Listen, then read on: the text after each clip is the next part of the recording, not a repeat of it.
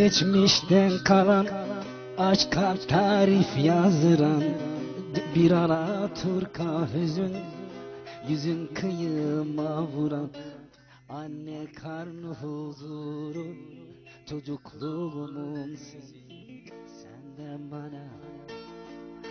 Şimdi zamanı sığıran,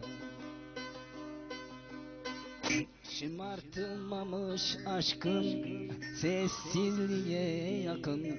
Kim bilir kaç yüzyıldır sarılmamış kolların, sisliydi kirpiklerin ve gözlerin yağmur.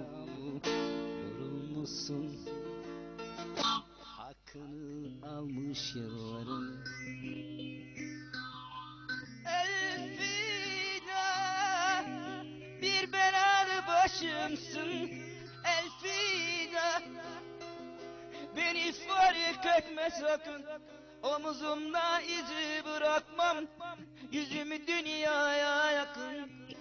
Elfida, hep aklımda kalacaksın. Elfida, bir belalı başımsın Elfida. Beni fark etme sakın, omuzumda izi bırakmam, yüzüm dünyaya yakın. Elfida, hep aklımda kalacaksın.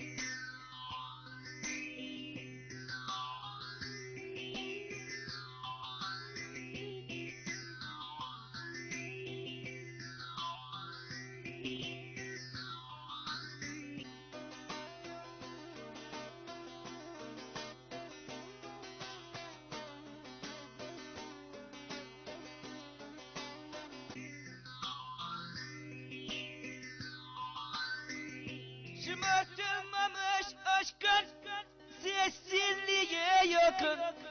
Kim bilir kaç yüzyıldır sarılmamış kolların, sisliydi kirpiklerin ve gözlerin yağmuru. Yorulmuşsun, hakkını almış yılların. Elfida, bir belalı başımsın Elfida.